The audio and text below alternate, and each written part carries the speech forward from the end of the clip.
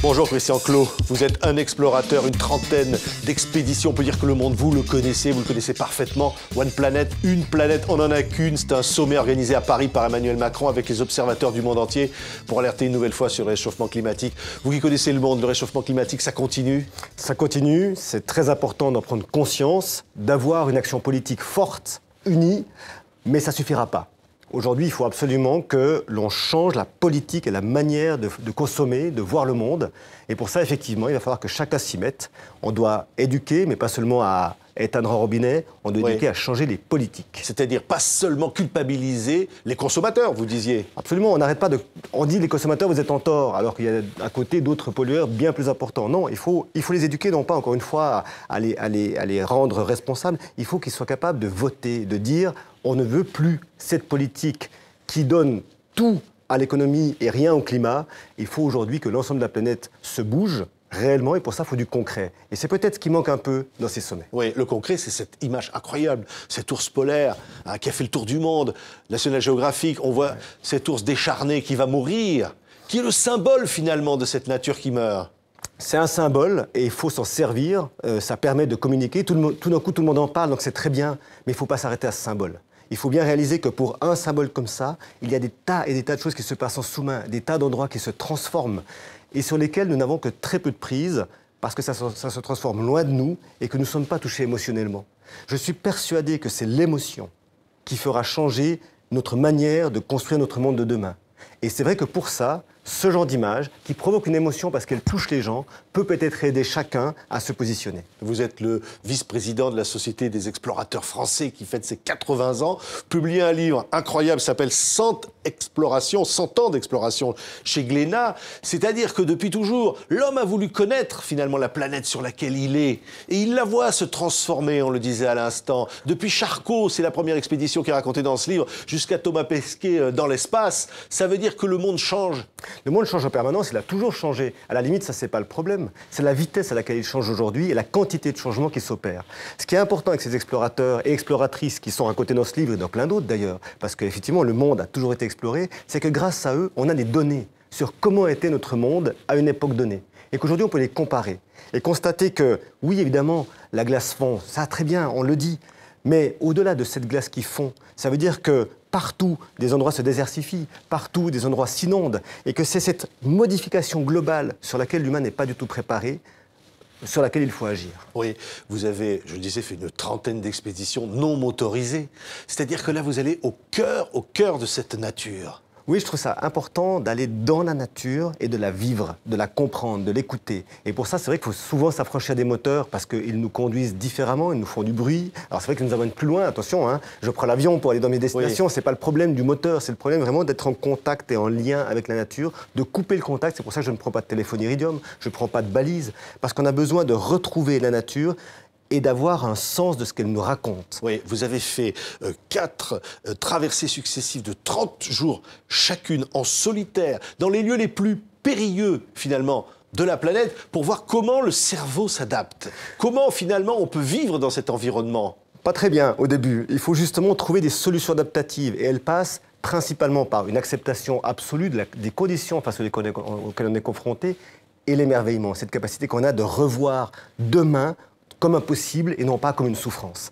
Et bien ça, je crois que c'est un vrai message qu'on doit faire passer aujourd'hui. À savoir que nous devons changer notre paradigme et notre manière de voir demain, non plus comme un endroit où l'on va à reculons parce qu'il est terrible, mais comme quelque chose que l'on prend en main pour le construire, et le construire, oui. C'est le protéger. C'est se mettre en danger aussi, explorateur. Je le disais, dans les endroits les plus terribles. Alors vous avez été le premier à faire finalement une expédition dans cette cordillère de Darwin au Chili. Ce sont des endroits incroyables, hein.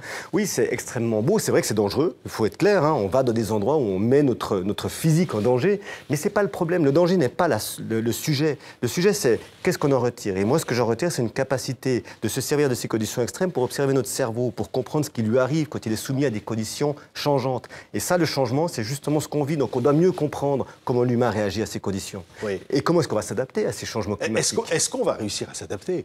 Est-ce que l'homme va devoir s'adapter, finalement? L'homme doit aujourd'hui se donner les moyens de s'adapter. Oui, notre cerveau peut s'adapter, il peut s'adapter à quasiment tout, mais si on reste passif, si on arrête de le faire travailler, alors non, il ne pourra pas, et surtout qu'il va être dépassé par les intelligences artificielles. Donc on doit le refaire travailler, et pour le refaire travailler, il faut mieux le comprendre, non pas seulement dans les laboratoires, mais comment il fonctionne dans des situations réelles de vie. Oui, et là on voit bien ce qu'on se disait, évidemment, ce n'est pas des gens qui sont dans des bureaux, qui réfléchissent au réchauffement de la planète, ce sont des gens qui sont allés sur le terrain. Depuis toujours, il y a eu des explorateurs, on disait ça commence par Charcot et Thomas Pesquet dans l'espace.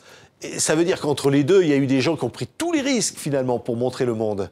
Oui, et c'est grâce à eux qu'on a une idée aujourd'hui de ce qu'il est, et c'est grâce à eux qu'on a permis de faire des pas en avant. Alors, c'est vrai qu'on est critique parfois, on dit, mais à cause d'eux aussi, on connaît mieux le monde et on a envie d'aller partout, le tourisme se développe et tout. Mais c'est pas comme ça qu'il faut raisonner. Ce qu'il faut raisonner, c'est que pour aimer quelque chose, pour le défendre, il faut le connaître.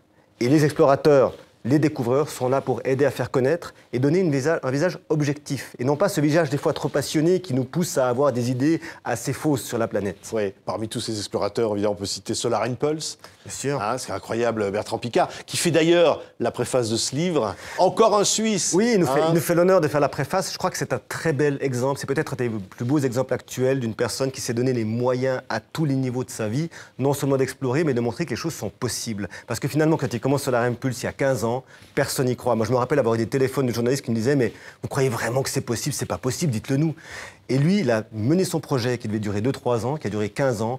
Il l'a fait. C'est ça l'exemple qu'on a donné. Alors lui, il a fait ça dans le ciel, puis il y a le premier tour du monde de bateau solaire. Avec Raphaël Dangean, bien sûr. C'est vraiment apprendre à se passer, à revenir finalement aux tout premiers explorateurs, à se passer des moyens modernes. Oui, je crois que le rôle de l'exploration, c'est de construire demain. Et construire demain, ça passe par le connaître, mais ça passe par donner des moyens. Et je crois que ces exemples-là et d'autres qui sont dans le livre montrent qu'on peut trouver des solutions différentes. Imaginez voler 24 heures sur 24 sans jamais devoir atterrir, juste parce que le soleil nous donne l'énergie. C'est quand même un exemple extraordinaire. Oui, ça prouve aussi qu'on vit avec cette nature. C'est cette nature-là qui peut nous donner cette force. Elle est toute puissante. On croit parfois qu'on peut la diriger. C'est elle qui nous donne les risques, mais aussi les solutions. C'est elle qui nous apporte l'énergie. Le pétrole, ce n'est qu'une énergie de la nature. On l'oublie trop souvent, mais c'est parce qu'elle nous a donné qu'on peut le faire. Eh bien aujourd'hui, on doit se tourner vers d'autres manières d'imaginer l'énergie. Et puis surtout, considérer que c'est certainement pas là où on cherche aujourd'hui qu'on trouvera la solution. Mais pour ça, il faut continuer de chercher. Et c'est là qu'on ira vers un monde meilleur. Oui, et s'il y avait un message là à tous ceux qui sont réunis pour le sommet One Planet à Paris, vous l'explorateur, vous auriez envie de leur dire quoi si vous voulez leur dire qu'une seule chose? Parlez beaucoup, mais allez voir. Allez sur le terrain sans avoir toute la protection autour de vous, mais par vous-même.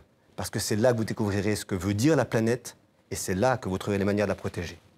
Merci beaucoup, Christian Clot, vice-président de la Société des explorateurs français, et vous êtes franco-suisse. 100 ans d'exploration, publié chez Glénat, magnifique livre. Merci d'avoir été notre invité. Merci beaucoup.